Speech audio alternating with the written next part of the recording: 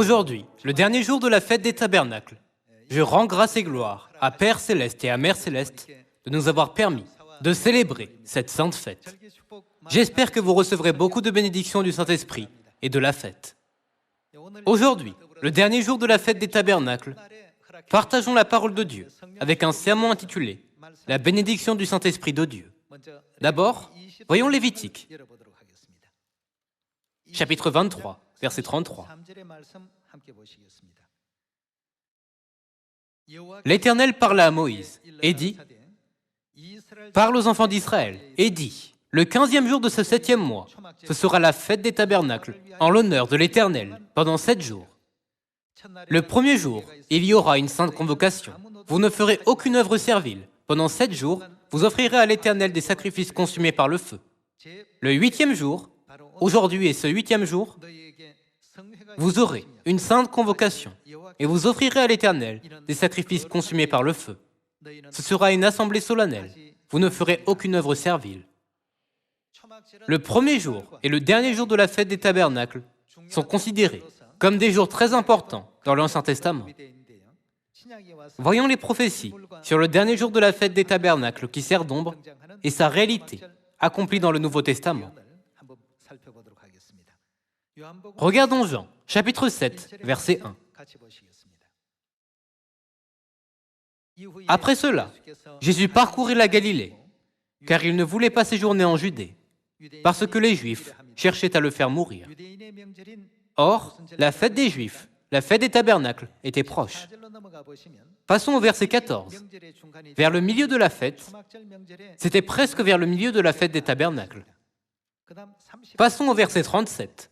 Dans le verset 37, il est écrit « Le dernier jour, le grand jour de la fête, aujourd'hui et ce jour précis, le dernier jour, le grand jour de la fête, Jésus se tenant debout s'écria « Si quelqu'un a soif, qu'il vienne à moi et qu'il boive. Celui qui croit en moi, des fleuves d'eau vive couleront de son sein, comme dit l'Écriture. » Il dit cela de l'Esprit que devaient recevoir ceux qui croiraient en lui. Ici, si nous voyons Jean chapitre 7, verset 37, le dernier jour de la fête des tabernacles, Jésus a dit « Si quelqu'un a soif, qu'il vienne à moi et qu'il boive. » Lors de la première venue de Jésus, puisque ce n'était pas encore le temps prophétique pour que l'Esprit et l'Épouse apparaissent, Père est venu seul sur la terre et a dit « Si quelqu'un a soif, qu'il vienne à moi et qu'il boive de l'eau vive. » Mais dans Apocalypse, n'est-il pas dit « L'Esprit et l'Épouse disent que celui qui a soif vienne et qu'il en prenne ?» Confirmons cela en allant à Apocalypse, chapitre 22, verset 17. Et l'Esprit et l'Épouse disent « Viens ». Et que celui qui entend dise « Viens ». Et que celui qui a soif vienne. Que celui qui veut prenne de l'eau de la vie gratuitement. Lors de la première venue de Jésus, Père est venu seul. Lorsqu'il est venu une seconde fois, Dieu le Père est apparu avec Dieu la Mère. C'est pourquoi l'Esprit et l'Épouse disent « Venez et prenez de l'eau de la vie ». Regardons Ésaïe, chapitre 55, verset 1. « Vous tous qui avez soif, venez aux eaux. Même celui qui n'a pas d'argent, venez, achetez et mangez. Venez, achetez du vin et du lait, sans argent, sans rien payer. Pourquoi pesez-vous de l'argent pour ce qui ne nourrit pas? Pourquoi travaillez-vous pour ce qui ne rassasie pas? Écoutez-moi donc, et vous mangerez ce qui est bon. Et votre âme se délectera de mets succulents. Prêtez l'oreille et venez à moi. Écoutez, et votre âme vivra. Je traiterai avec vous une alliance éternelle pour rendre durable mes faveurs envers David. » Dans Ésaïe chapitre 55, celui qui dit « Venez aux eaux de la vie » ne peut être que Dieu. Dans Jean chapitre 7, verset 37, il est écrit « Si quelqu'un a soif, qu'il vienne à moi et qu'il boive de l'eau de la vie. » De plus, dans Apocalypse chapitre 22, l'Esprit et l'Épouse disent que celui qui a soif vienne et qu'il prenne de l'eau de la vie gratuitement.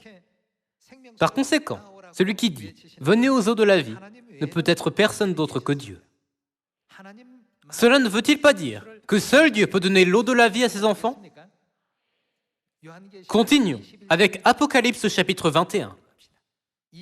Apocalypse chapitre 21 verset 5. Et celui qui était assis sur le trône dit, « Voici, je fais toutes choses nouvelles. » Et il dit, « Écris, car ces paroles sont certaines et véritables. » Et il me dit, « C'est fait. Je suis l'alpha et l'oméga, le commencement et la fin. À celui qui a soif, je donnerai de la source de l'eau de la vie, gratuitement. » Dans ce verset, qui donne l'eau de la vie? N'est-ce pas notre Dieu, qui est l'alpha et l'oméga, le commencement et la fin? Finalement, cela veut dire que seul celui qui donne l'eau de la vie est notre Dieu. Ce ne peut jamais être les saints qui donnent l'eau de la vie. La Bible dit que seul Dieu donne l'eau de la vie à toute l'humanité. Alors, concernant l'esprit et l'épouse qui donnent l'eau de la vie, dans Apocalypse chapitre 22 verset 17, l'esprit représente Dieu le Père. Alors, qui représente l'épouse? Elle est Dieu la Mère. Il est prophétisé que personne d'autre que Dieu le Père et Dieu la Mère ne donnera l'eau de la vie à toute l'humanité. Confirmons cela de nouveau dans Jean chapitre 4. Jean chapitre 4 verset 5. Il arriva dans une ville de Samarie, nommée Sichar, près du champ que Jacob avait donné à Joseph, son fils. Là se trouvait le puits de Jacob. Jésus, fatigué du voyage, était assis au bord du puits. C'était environ la 6e heure. La 6e heure correspond à midi, selon la norme de temps d'aujourd'hui. Une femme de Samarie vint puiser de l'eau. Jésus lui dit, « Donne-moi à boire. » Car ses disciples étaient allés à la ville pour acheter des vivres. La femme samaritaine lui dit, « Comment toi, qui es juif, me demandes-tu à boire? À moi, qui suis une femme samaritaine. » Les Juifs, en effet, n'ont pas de relation avec les Samaritains.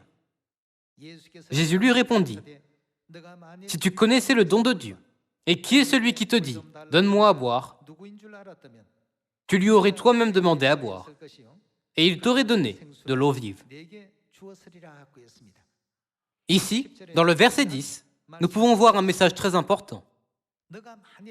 Si tu connaissais le don de Dieu, et qui est celui qui te dit « Donne-moi à boire », si elle avait su qui il était,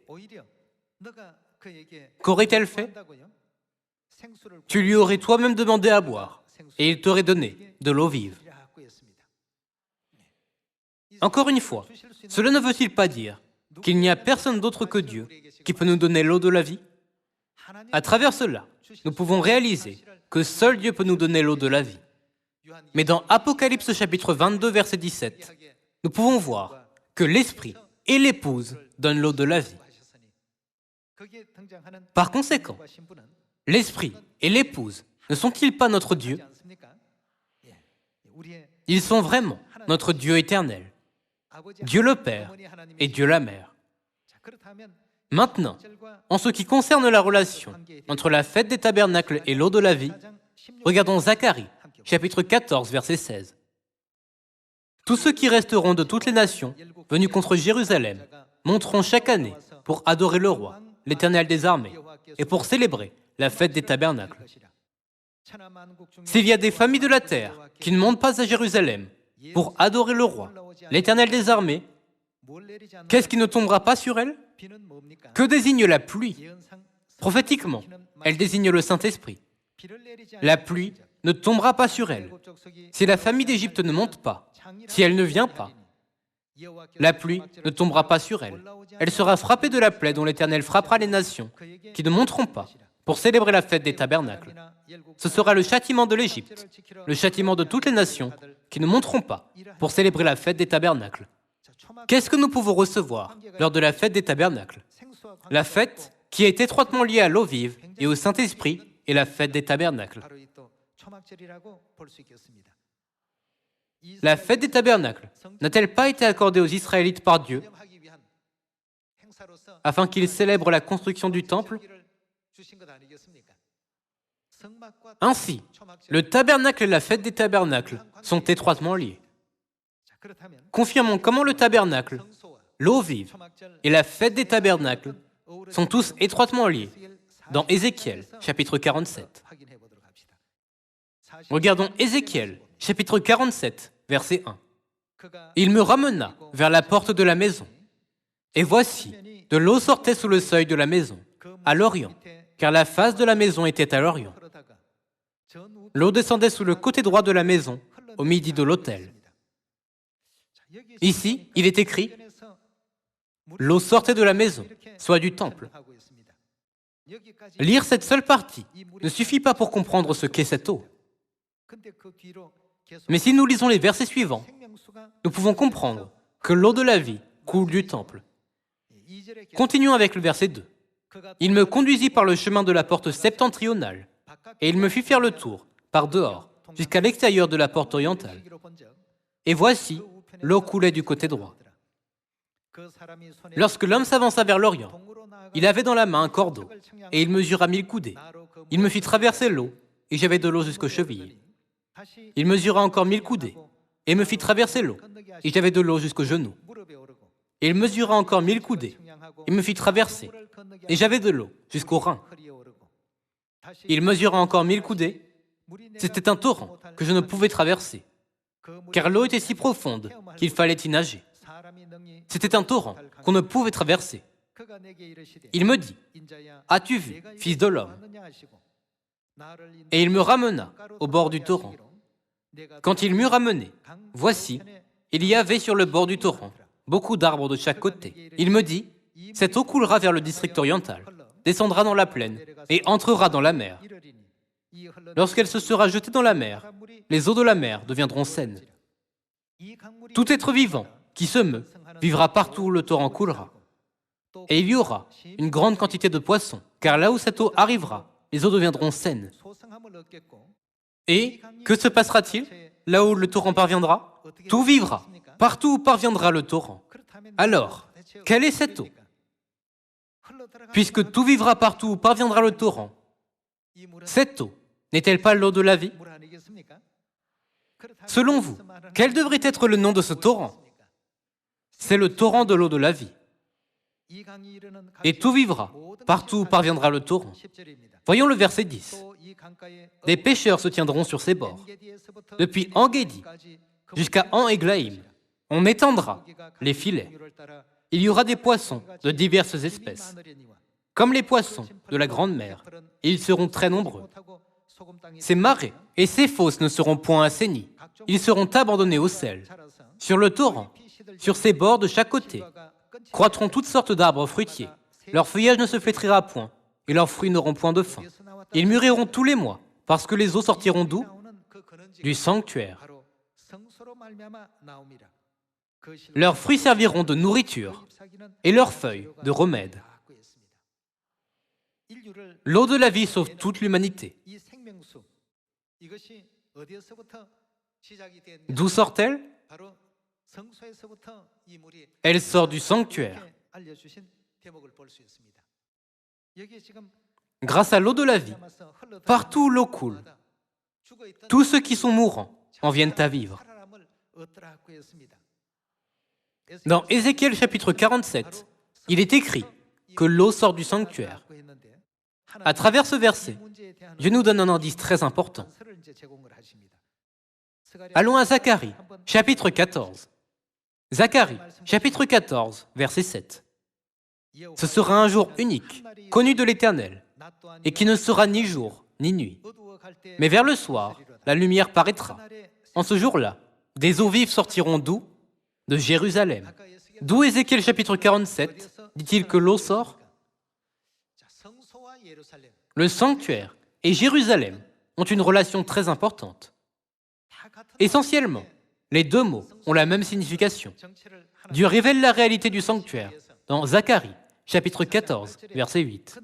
En ce jour-là, des eaux vives, en d'autres termes, l'eau de la vie, sortiront de Jérusalem et couleront moitié vers la mer orientale, moitié vers la mer occidentale. Il en sera ainsi été et hiver. Seulement qui peut nous donner l'eau de la vie? Qui est la source de cette eau de la vie? Jérusalem est la source de l'eau de la vie. Alors, il est indispensable que nous trouvions Jérusalem, la source de l'eau de la vie. Dieu a relié tous les versets couplés dans la Bible, afin que le peuple de Dieu puisse le trouver et venir à lui. Jetons un œil à l'Épître aux Galates, chapitre 4, verset 26. Mais la Jérusalem d'en haut est libre. C'est notre mère. D'où l'eau vive sort-elle? De Jérusalem. Ici, dans le verset 26, il est écrit « Mais la Jérusalem d'en haut est libre ». C'est qui? Notre mère. Ce verset nous enseigne qu'il doit exister Dieu la mère. Dans Osée, chapitre 6, Dieu le Père nous a dit que connaître Dieu est une condition préalable pour recevoir le Saint-Esprit de la pluie de l'arrière-saison. Nous devons connaître Dieu le Père. Mais qui d'autre devons-nous connaître? Nous devons également connaître et recevoir Dieu la mère. Ce n'est qu'alors que toute l'humanité peut venir sur le chemin qui mène à la vie.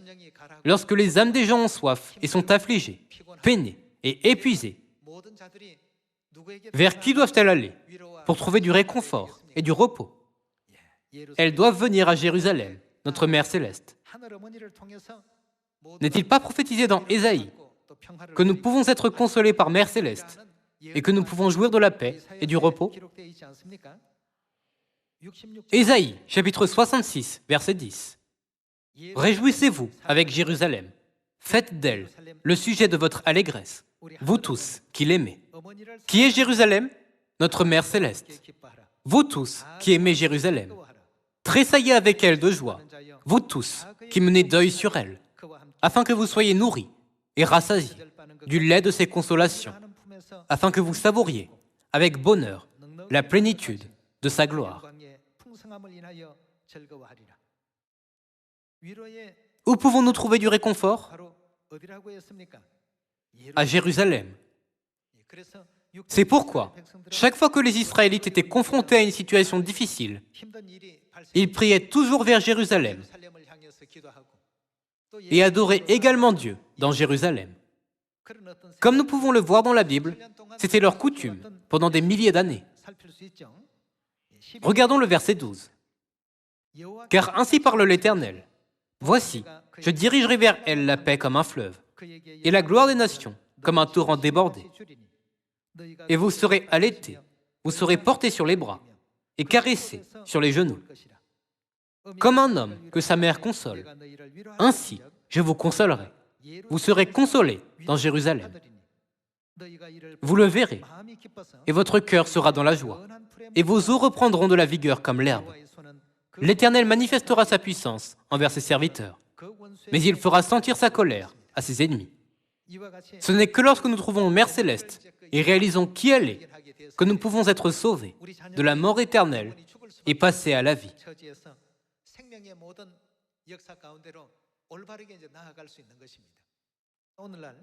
Aujourd'hui, tant de gens sur la terre ne reconnaissent pas Dieu la Mère. Puisqu'ils ne reconnaissent pas Dieu, qui est la source de l'eau de la vie, ils ne peuvent pas la trouver. Cependant, Dieu a permis à tous ses enfants de Sion de trouver Dieu la Mère. Nous devons partager avec beaucoup de gens ce que Dieu nous a donné, en le prêchant dans la Samarie et jusqu'aux extrémités de la terre. Par la prédication, nous partageons le Saint-Esprit avec eux. Parmi les enseignements que Père nous a donnés, nous pouvons trouver le mouvement du Saint-Esprit. Nous menons maintenant ce mouvement du Saint-Esprit. Lorsque nous enseignons Mère Céleste aux gens et les ramenons dans ses bras, qu'arrivera-t-il si l'eau de la vie sort de leur cœur? La Bible ne dit-elle pas que partout où l'eau coule, tout vivra? Alors, nous devons également comprendre clairement les questions concernant le sanctuaire. Le sanctuaire se compose de deux parties principales. Lorsque nous voyons le sanctuaire de l'extérieur, il semble une seule structure, mais l'intérieur se divise en deux parties.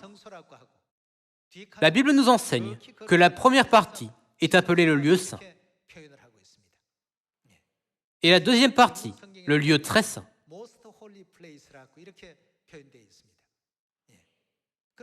Examinons Apocalypse chapitre 21, où nous pouvons trouver le témoignage sur le lieu très saint. Chapitre 21, verset 9.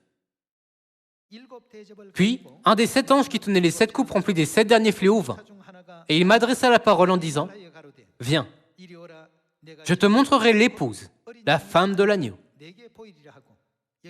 Ici, l'agneau désigne le Christ venant pour la seconde fois. En d'autres termes, le Christ venant pour la seconde fois est Dieu le Père. Alors, qui est pour nous la femme de l'agneau? Elle est notre mère, Dieu la mère. Je te montrerai l'épouse, la femme de l'agneau. Verset 10. Il me transporta en esprit sur une grande et haute montagne. Et il me montra la ville sainte, Jérusalem, qui descendait du ciel d'auprès de Dieu, et en la gloire de Dieu. L'ange a montré la ville sainte Jérusalem, au lieu de notre mère céleste. Verset 11. Son éclat était semblable à celui d'une pierre très précieuse, d'une pierre de jaspe transparente comme du cristal. Elle avait une grande et haute muraille. Elle avait 12 portes, et aux portes 12 anges, et des noms écrits, ceux des 12 tribus des fils d'Israël. À l'Orient 3 portes, au Nord 3 portes, au Midi 3 portes, et à l'Occident 3 portes. La muraille de la ville avait 12 fondements, et sur eux, les 12 noms des 12 apôtres de l'agneau. Celui qui me parlait avait pour mesure un roseau d'or, afin de mesurer la ville, ses portes et sa muraille. La ville avait la forme d'un carré, et sa longueur était égale à sa largeur. Il mesura la ville avec le roseau, et trouva 12 000 stades. La longueur, la largeur et la hauteur en étaient comment? Égales. L'ange a dit à l'apôtre Jean qu'il lui montrerait l'épouse, la femme de l'agneau, descendant du ciel. L'ange lui a montré Jérusalem, dont la longueur, la largeur et la hauteur étaient égales. Ce que nous devons comprendre à travers ce verset est la relation prophétique entre la fête des tabernacles, l'eau de la vie et le sanctuaire.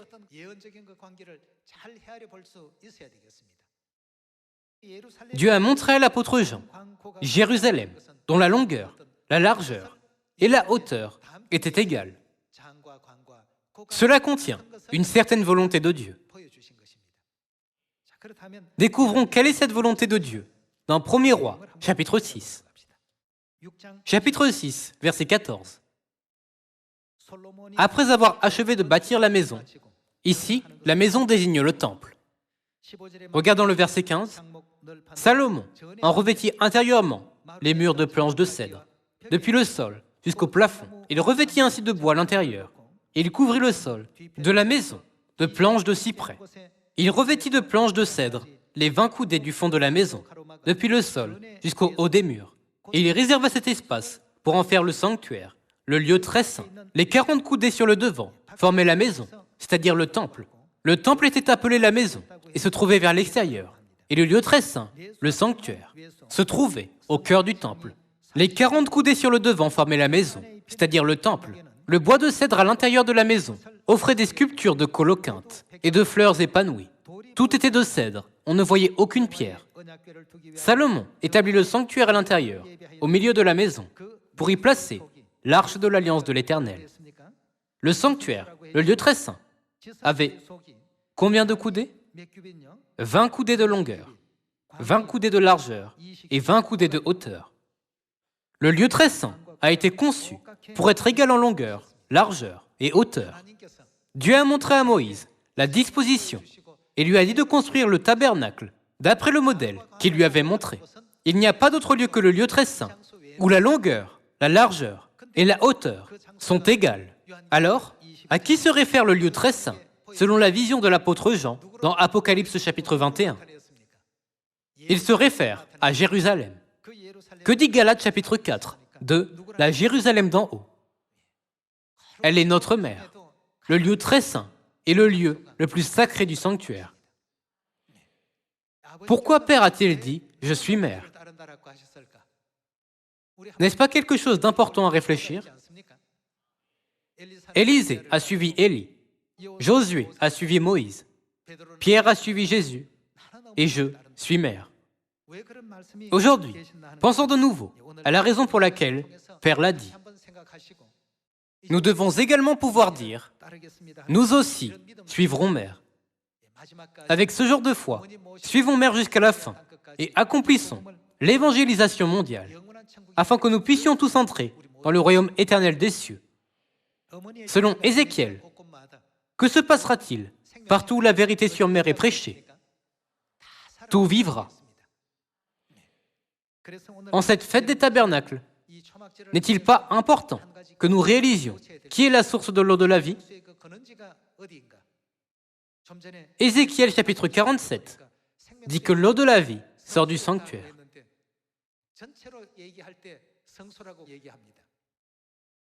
Le sanctuaire se divise spécifiquement en deux parties. La première partie est appelée le lieu saint et la deuxième partie, le lieu très saint. L'arbre de vie peut être trouvé seulement dans le lieu très saint. Il y a également les chérubins et l'arche de l'Alliance. Quelle est la signification de la présence des chérubins dans le lieu très saint? Cela signifie que l'arbre de vie doit être là. L'arbre de vie réside dans le lieu très saint. Le souverain sacrificateur pouvait seulement entrer dans le lieu très saint une fois par an. Lorsque nous pensons à quel point le lieu très saint est sacré, d'un point de vue spirituel, comment devrions-nous comprendre la manière dont nous servons et honorons notre Père céleste et notre Mère céleste? Encore une fois, n'est-il pas important que nous y réfléchissions? Aujourd'hui, en la fête des tabernacles, Dieu a abondamment répandu sur nous le Saint-Esprit de la pluie de l'arrière-saison. Bien que vous célébriez la fête des tabernacles plus de 100 fois, si vous ne réalisez pas qui est Mère céleste, le Saint-Esprit que vous avez reçu n'a pas de sens.